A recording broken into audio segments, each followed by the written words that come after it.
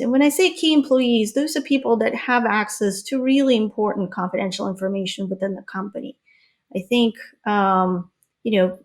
your CFO, your chief marketing officer, people that are involved in strategy decisions, people that are involved in product development, people that if they went to a competitor could really hurt the company.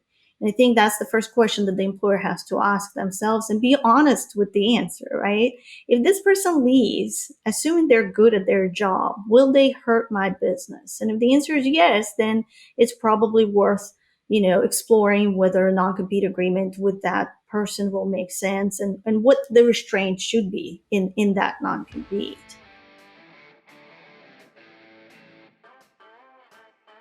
Good morning, HR.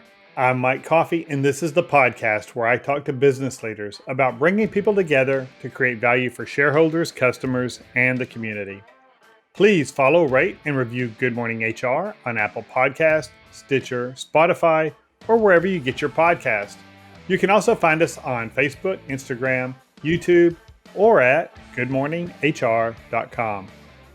As unemployment continues near record lows and businesses continue focusing on recruiting actively employed workers, many employers are looking to non-compete agreements to make it a little harder for their employees to move to their competitors. Traditionally reserved for executives and highly specialized employees, some employers are even asking lower wage employees to sign non-competes. Critics of non-compete agreements, like the Federal Trade Commission Chairwoman Lena Khan, say that employers are applying them too broadly, especially in the case of low-wage workers.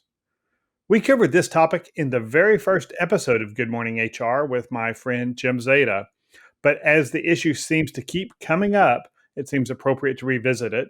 So I've invited Leiza Dolghih to join in our 50th episode of Good Morning HR. Leiza is a managing partner of the Dolghih Law Group. She is a board-certified labor and employment law attorney in Texas and represents both employers and employees. She's been selected to Best Lawyers Under 40 by D Magazine 4 years in a row.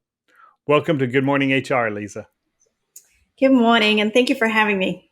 So let's start with the basics. What is a non-compete agreement? So a non-compete agreement in a nutshell is a restriction on an employee once they leave the employment as far as where they can work. Does it have to name a specific employer that they can't go work for, or how does that frame? Can I say you can never work in fast food again, or? Well, you can say whatever you want as an employer. We certainly see a lot of employers, defining non-competition differently, but generally speaking, it's tied to a particular geographic area.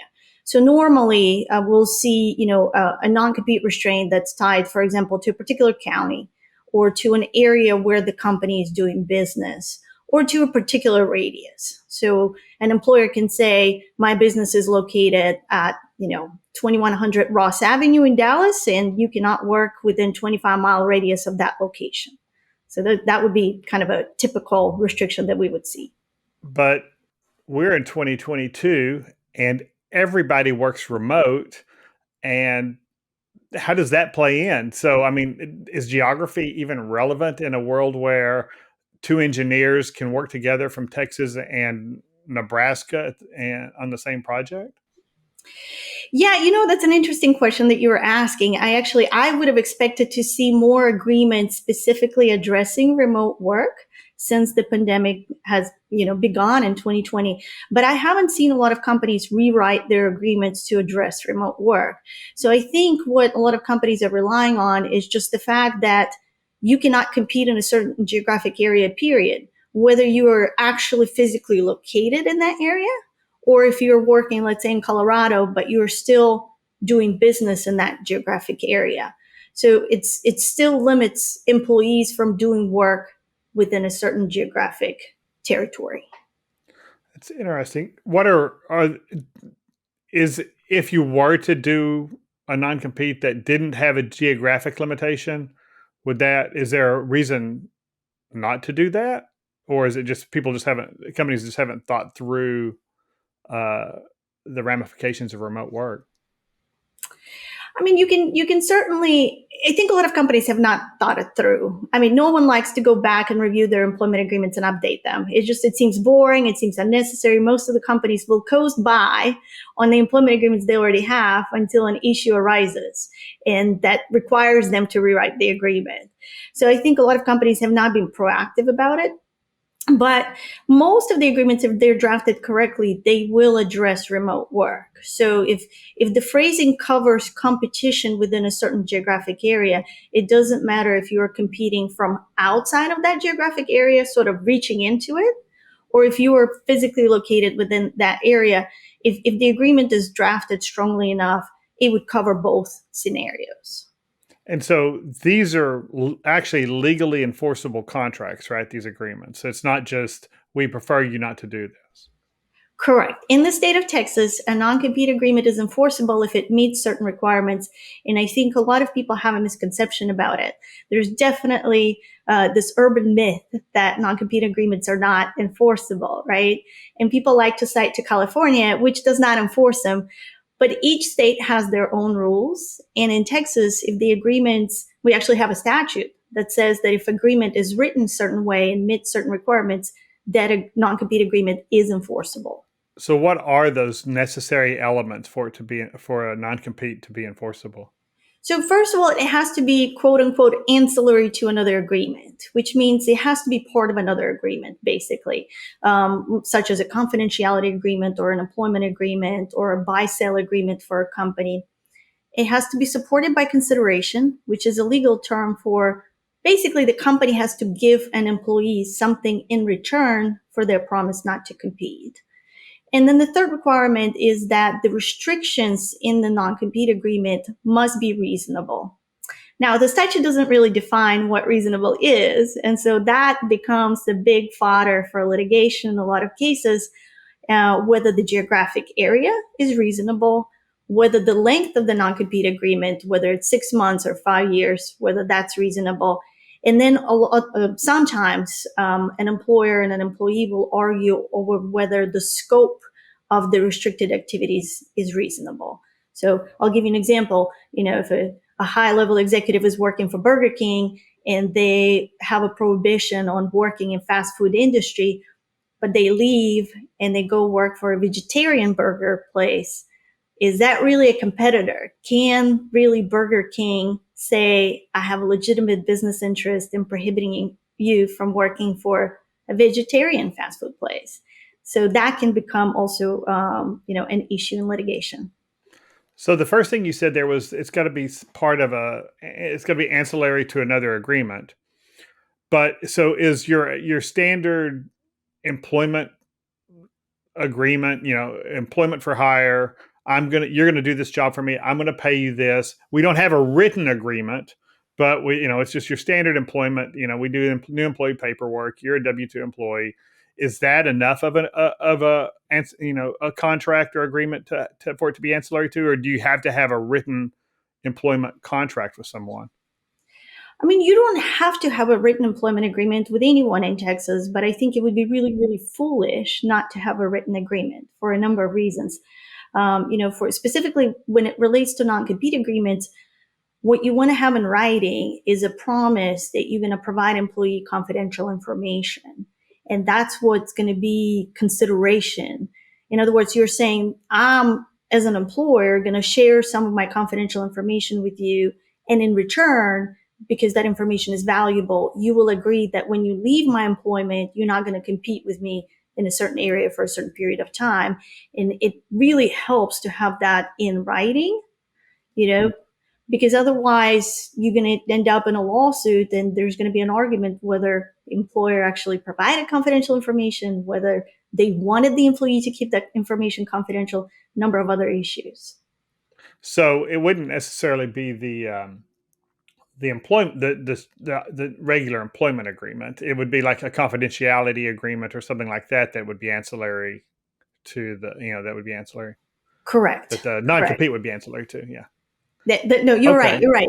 It is the promise of confidential information. It's not the actual, I'm going to employ you. Okay. That in Texas is not enough to support a non-compete.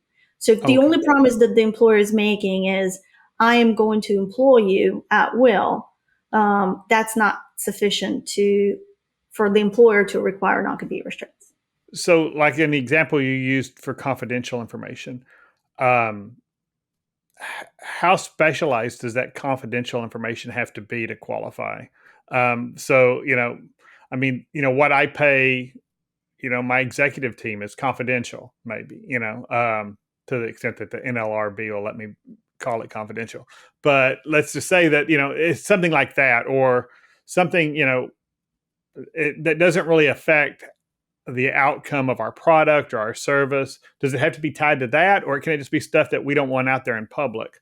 How how specialized, how related to that job does confidential have to be? So the confidential information definition, I mean, it's pretty broad. It can be anything and everything that's truly confidential or proprietary to the company. It doesn't even have to relate to the employee's job. I mean, normally, of course, it does, because otherwise, why would the employer give it to the employee? But in litigation, what happens is that the employer will argue that everything they gave to the employee was confidential, from, financial information to customer names to processes and methods used in their job, performance.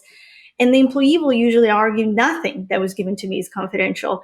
And the reality is the truth is usually somewhere in between. And so even if the employment agreement defines confidential information very broadly, which usually does, the paragraph is usually, half a page long, listing everything under the sun as confidential. An employee who tries to challenge that provision in court and claim that they did not receive any confidential information is going to have a really hard time proving that they didn't get any confidential information. Usually the employer, especially if an employee worked there for a year, some substantial period of time, usually an employer will be able to show that they shared at least some confidential information with the employee. So, beyond confidentiality agreements, are there other kinds of agreements that you see these non-competes attached to? So a lot of times they're included in stock option or restricted stock unit agreements. And a lot of employees don't even realize that they're agreeing to non-compete restraints, because a lot of times those units are being awarded electronically. So an employee gets a letter saying, hey, we're giving you stock. The employee says, great. They go online, they click, click, click, click just to accept their units. And they, of course, don't read the fine print. And the fine print typically will have some sort of non-compete restraints that either allow the employer to claw back the units awarded to the employee or have some other penalties related to the non-compete restrictions. And I will tell you, over the last few years, several employees have tried to challenge this, agreements that are entered online are called click wrap agreements. Mm-hmm. And several employees have challenged those, saying, I didn't know I signed it this way. I don't remember clicking the button agreeing to it. And the courts have not been sympathetic to this argument. They said, listen, the company has the electronic record of you receiving the letter saying you've been awarded units, you going to the page where you were instructed to go, and you clicking on the button. And that's sufficient for you to have, to have accepted the non-compete restraints. That's where we typically see them. I see. Okay. So then on consideration, does that mean it's got to be, most people, when they think about consideration, they're thinking about money, cash in hand. But can the consideration be as simple as, we're going to give you this job and we're going to let you come to work every day? And is that consideration enough, or does it have to be more than that? So no, and you have to be careful. I know a lot of employees will go online and try to figure out what the law is themselves, right? And there are a lot of articles out there about non-competes. And consideration, what is appropriate consideration for a non-compete promise, is different in every state. In Texas, money is not enough. There are some other states where giving an employee $100 in exchange for them signing a non-compete would be sufficient to make that agreement valid. In Texas, you could literally give an employee $10 million for a non-compete, and that would not be sufficient. That would not make that agreement valid.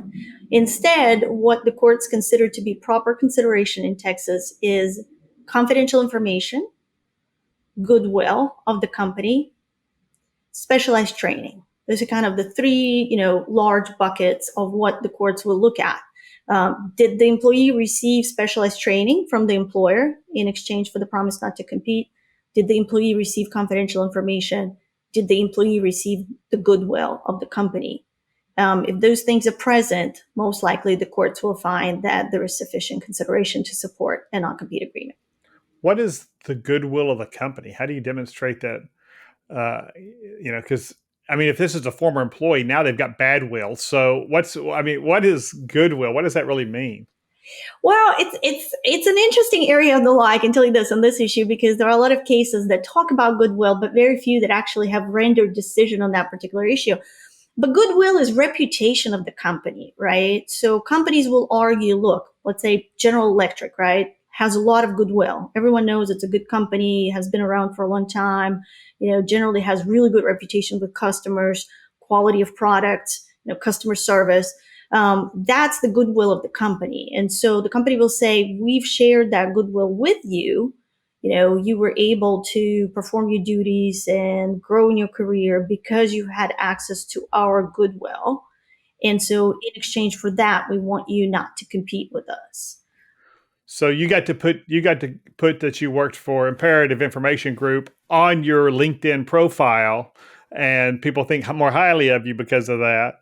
And that's part of the goodwill, or just the fact that we've got the trust of our customers, and people can come to work for us, and have work to do because of the trust our customers have in us. And so you got your experience based on our reputation.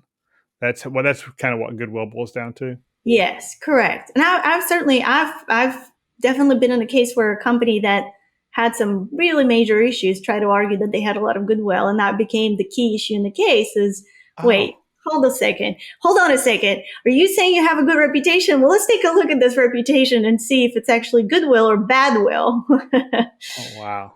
Okay, so it could be an issue then. It could be a legit. It's not just a checkbox thing. It really means something in some cases. In some cases, yes. Okay. And let's take a quick break. Good Morning HR is brought to you by Imperative, premium background checks with fast and friendly service. If you're an HRCI or SHRM certified professional, this episode of Good Morning HR has been pre-approved for 1/2 hour of recertification credit. To obtain the recertification information, visit goodmorninghr.com and click on Research Credits. Then select episode 50 and enter the keyword Noncompete. That's NONCOMPETE. And if you're looking for even more recertification credit, check out the webinars page at imperativeinfo.com. I have 10 hours of recorded webinars, each approved for an hour of recertification credit by both HRCI and SHRM. 3 are even approved for HRCI business credit, and 1 qualifies for ethics credit. For instance, one of my most popular webinars is What to Do When an Employee Gets Arrested. You can access that webinar and all my recorded webinars for free at imperativeinfo.com. And now back to my conversation with Leiza Dolghih. So, when you're talking to your employer side clients, where are non-competes best used? What are the scenarios where you think they're really defensible and they really serve the employer well? Well, I think certainly with upper management, key employees. And when I say key employees, those are people that have access to really important confidential information within the company.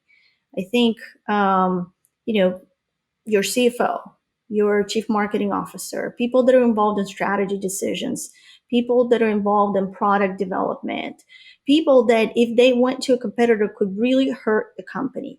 And I think that's the first question that the employer has to ask themselves and be honest with the answer, right? If this person leaves, assuming they're good at their job, will they hurt my business? And if the answer is yes, then it's probably worth, exploring whether a non-compete agreement with that person will make sense and what the restraint should be in that non-compete. That would be the starting point. And so, why would an employer uh, try to use the non-compete to make it harder for lower wage, you know, less significant as far as contribution to the overall organization as individual contributors? tie those people down with a non-compete? So I think um, the two patterns that I have seen with overbroad non-competes is one is just somebody being lazy, right? Whoever is putting those agreements in place, just one size fits all, right? We have a standard agreement. We're not really going to consider what exactly you do for the company. This is our standard employment agreement. Go ahead and sign it. And that agreement will have the same restrictions for CEO as they have for, a receptionist. So that's not a good approach because it obviously should not be one size fits all. And if you end up enforcing the agreement in court, that can hurt, right? Because it shows that you haven't really considered why do you need a non-compete. So that's one pattern that I've seen is just being lazy about it. And the second pattern that I have seen is the company saying, you know what? Why not? What's the negative, right? What I don't see any drawback in using an overbroad non-compete. I'm the employer. I have the power in this situation. And if the employee really wants to challenge it, let them spend money on an attorney and challenge it in court if they have the money. And so those kind of the two attitudes that I've seen. And I think both work to a degree until they don't. You'll get that one employee that will actually challenge the agreement and possibly cost a lot of money to the company in litigation fees and time spent on litigating an issue that could have been prevented had the company been more careful about using non-compete agreements. So if an employee has a non-compete agreement and the employer terminates them for cause or without cause, we just do a layoff, and we just got a legitimate business need. We cut them off. We just have to cut some heads, and so we lay somebody off. Does that affect the validity of the non-compete? Not in Texas. Doesn't matter. It does not matter. In other states, it does. In other states, it actually makes a difference whether an employee was resigned voluntarily or was terminated. But in Texas, it doesn't matter. So, and I think a lot of employees actually think it does, right? They think, oh, I got canned, so my non-compete is not valid. And then they go work for a competitor and they get that cease and desist letter. And they find out that, wait a second, that termination didn't actually terminate the non-compete. So let's talk about those cease and desist letters. Okay, so I'm the employer. My former employee signed a non-compete, has gone to work for a direct competitor. Just to make it easy, it's not fuzzy here. These guys are really our competition. How likely, or well, if I want to enforce it, what are the steps? And then talk about how likely I am to be successful, and really what it's going to cost me in order to get to the point where I'm successful in enforcing it. Well, in typical lawyer fashion, I will tell you it depends. But I will tell you what it depends on. It depends on Okay. how good your agreement is. If you have a really rock solid agreement that's reasonable, the proper consideration has been provided to the employee, all the things have been fulfilled, you have a really strong position in enforcing that agreement against the employee. If you have an agreement that you pulled off of LegalZoom, or you kind of took somebody else's agreement, rewrote it yourself because you thought it would be cheaper to do it that way, which I have seen many companies do. And then you come to an attorney and you say, I would like to enforce the agreement. You may not be, you may not be in a position, to enforce it because some key terms are missing or it's too broad or there is some other problem with that document. So it really pays to make sure you have the right agreement in place so that if you ever have to enforce it as an employer, you actually have a valid document that you can take to an attorney, and a strong cease and desist letter can go out attaching the agreement, showing that the agreement is valid. That will have a lot of force and effect. And these agreements go on forever. I mean, from the time I signed the employment to the time I'm terminated, even if it's 10 years later, I'm terminated, or voluntarily or involuntarily. That original one I signed 10 years ago still applies? Most of the time, unless your job changed so drastically or there were some other intervening factors, yes, an agreement, a non-compete agreement, even if it was signed 10 or 15 years ago, may still apply when you leave. And I've actually seen many employees that forgot they signed an agreement when they first joined the company, and then they're leaving 10, 12 years later, and all of a sudden they're getting a cease and desist letter with an agreement that they didn't even remember signing. And so, as you know, Imperative is a background screening company, and we're also licensed private investigators, and we do investigations for some of our clients. And I'll get that call. Hey, Joe quit work here last week, and the rumor is he's working for XYZ company, a competitor, and he's violating his non-compete. But how do we find out if he's really working for them? And then I'm like, well, the reality is the way to do it is to get proof that he's working there. I mean, there's we can do surveillance, and that's expensive and time consuming. It may well not get you what you want, especially with people working remote. Or we can try to pretext the other company, but Imperative won't do a pretext. We refuse to do anything where we're lying or misrepresenting anything, but you could hire a PI to do that. But so how do most employers figure out when, are they just waiting for LinkedIn to get updated, or are they, how do they figure out when somebody is violating their non-compete? Yeah, absolutely. Mike, I've had a few cases where I had to hire a PI to go and find out if somebody was violating their non-compete and take photos of them going into the company Right. building. But typically the way they find out is by mistake, right? So somebody emails that employee at their old email address when they were meaning to email them. I mean, classic. That's classic. So they're the new vendor, the new customer, or somebody is emailing them with the old email address. And if the company is monitoring that email, they find out, or they hear it from customers.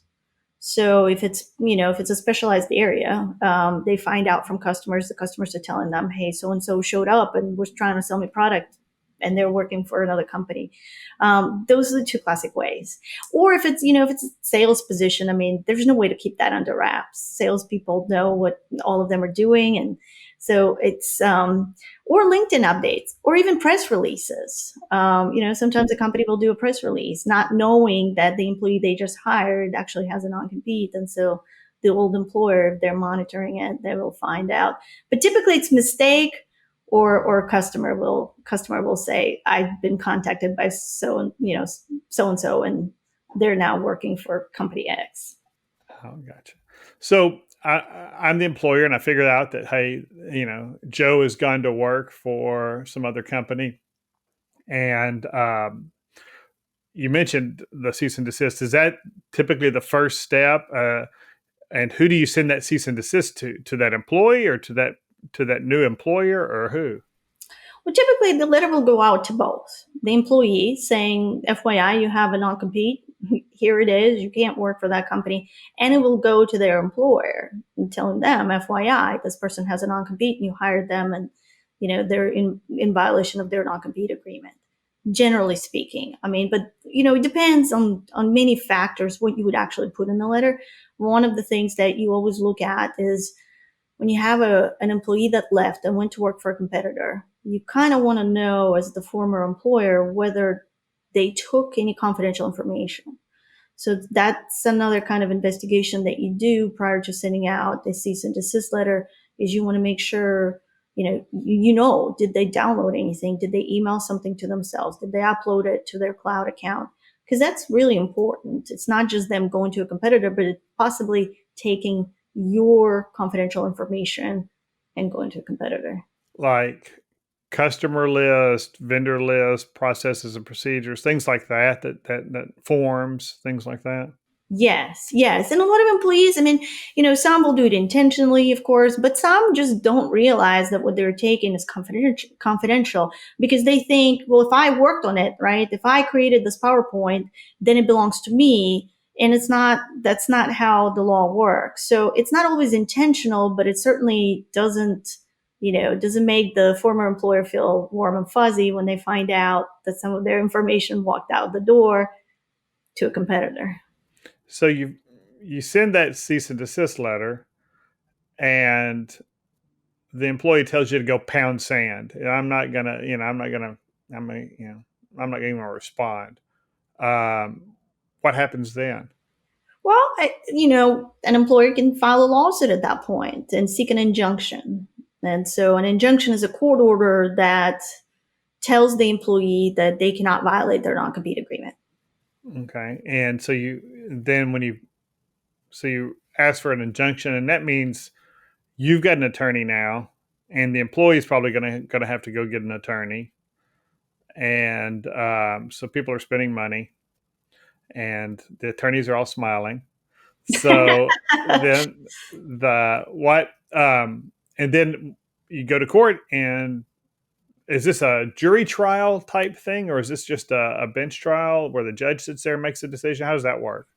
So it's a two-step process in the beginning, and it doesn't involve a jury yet, right? In the beginning of the case, so the first thing that you do is you try to get a temporary restraining order.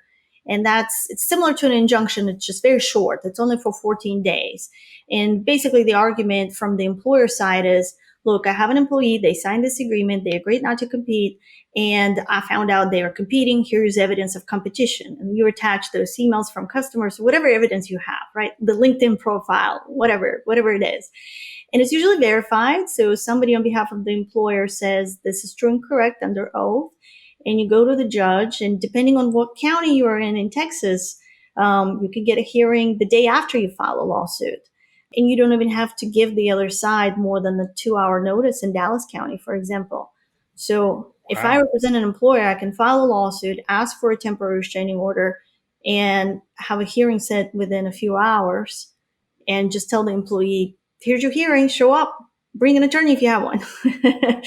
And then you go in Wow. front of the judge, and the judge will consider the application, and they'll decide whether to give the TRO or enter the restraining order or not. And then the next step would be the injunction hearing. And so at the injunction hearing, you actually get to bring witnesses, right? You can have the president of the company testify, here's our business, here's what employee did for us, here's what they're doing for a competitor, it's the exact same thing, here's the confidential information that was shared with them. And then the employee can get on the stand and say, well, what I'm doing is different, or they can provide their own testimony. So it's like a mini trial at the injunction hearing. It can take anywhere from a couple hours to several days, completely up to the judge. And in between, there can be discovery. So it can be really expensive. It can get really expensive very, very quickly. And at the injunction hearing, the court will decide whether to actually prohibit employee from competing until the time of trial. So that can be an order. If the court decides to enforce the not compete, that order could stay in place for months.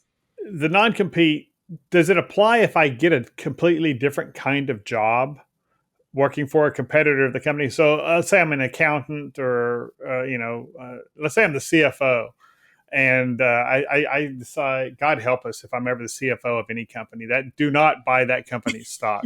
Um, but let's say that, and then I decide I don't want to do that. I'm going to go be an HR person, and because that's the easiest job anybody ever had. And so I'm going to go be the HR person, and I'm not doing anything financial for this new company. Is that competition? Would a non-compete apply in that situation, or does it have to be related to the kind of work I was doing previously and the kind of confidential information maybe that I had before? It has to be related to the kind of job that you had previously. But here's the difference between the practice and the theory and the practice, right? Legally speaking, in your example, a company cannot prohibit you from completely switching tracks, right? They cannot prohibit you from going to work for a competitor in a capacity that is completely different than the capacity you were working, for them, in the capacity that you were working for them in. But a lot of non-competes, the way they're drafted, they just say you can't go work for a competitor, period. And so what I've seen a lot is, kind of trying to explain to the old employer that, listen, the employee is actually working in a different capacity, doing something completely different than what they did for you. And of course, that can become complicated, right? Because the employer doesn't have to agree to what you're saying. But that is a defense that I'm doing something completely different than what I did for the former employer, even though I'm working for their direct competitor. Okay, so is that cease and desist letter then? Does that have to go out, or can you just go file that lawsuit as the employer? you can file a lawsuit. And sometimes employers will do that. They'll go file a lawsuit right away, especially if they found out that the employee took confidential information, because they don't want to give that time to the employee to do, to do something with that confidential information. But I would say most of the time there is a cease and desist letter first. Is there any liability for that new employer? I mean, if I hire somebody and they happen to have a cease and desist, or not cease, I mean, a non-compete agreement with the previous employer, and they come work for me, and I hire them, either knowing or not knowing that that agreement exists, do I have any liability as the new employer, or is that just between my employee and their former employer? You may be dragged into a lawsuit. So the former employer may sue both the employee and their new employer. And especially if the employee took confidential information. That's where I've seen this being really costly to the new employer. Is they hired someone, that person had a non-compete. They didn't know, but then what they really didn't know is that the employee took confidential information. I mean, there are cases out there where the new employer had to spend hundreds of thousands of dollars trying to clean their system and make sure that none of that confidential information was placed by that employee onto their drives and conduct audits and hire forensic people just to kind of, you know, make sure that they're not being tagged with what the employee has done. But even if absent taking of confidential information, just the fact that you hired somebody with a non-compete agreement, especially let's say you got a cease and desist and now you're noticed that this employee cannot work for you, and you continue to employ them.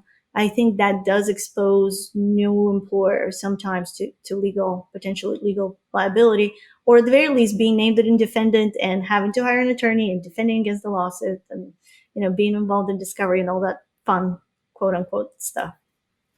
So, one last question then. So, let's say we've heard about all these lower level employees who don't really have any really unique information or really pose a competitive risk out there to an employer. And it sounds like there's a lot of money involved in going through this process to defend one or to enforce one a non-compete. So, how likely are you seeing employers try to enforce non-competes against you know average employees who making $50,000-$60,000 a year, but they signed a non-compete? Are those even getting are they really even getting enforced, or are employers just hanging those out there just to try to tie employees to them a little closer to make it harder for them to jump ship? So, I mean, I've obviously been following this debate about, and Federal Trade Commission comments, and there are studies and work groups about how non-compete agreements are being enforced against lower wage employees. There's obviously that case of Jimmy Jones having non-compete, 2-year non-compete agreements for sandwich makers. I have personally, in all of my years of practice, have not seen non-compete agreements for hourly employees. So let me start there.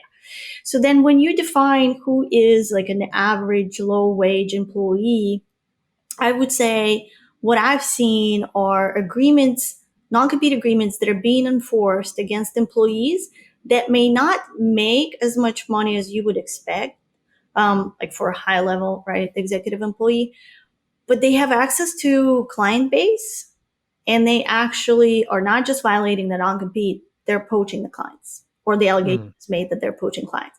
And so like some of the businesses where I've seen non-competes being enforced against somebody who's not making a lot of money, but is accused of poaching clients would be like hairdressers, right? Mm-hmm. Mechanics that work for specialized auto shops. So there is a niche clientele that want their cars souped up, and these mechanics have built relationships. And maybe the mechanics, if you look at their compensation, they don't make very much, but they have that goodwill with customers. So I've definitely seen employers go after employees like that to protect the customer base. I haven't Okay. seen any employers go after low wage employees that are not going after customers. Not saying it doesn't happen. I just haven't seen that. Yeah, well, and we all know the Federal Trade Commission and all the other three-letter organizations in the government love to take the one case and the one anecdote and make a big bully pulpit out of it. So it's at least good to hear that it's not being really enforced, even if a lot of people are signing those things. But that's all the time we have. Thank you for joining me today, Leiza. Well, thank you for having me. And thank you for listening. You can find previous episodes, show notes, and contact info for our guests at goodmorninghr.com or on Facebook, Instagram, or YouTube. And don't forget to follow us wherever you get your podcast. Rob Upchurch is our technical producer, and I'm Mike Coffey. As always, don't hesitate to reach out if I can be of service to you personally or professionally. I'll see you next week, and until then, be well, do good, and keep your chin up.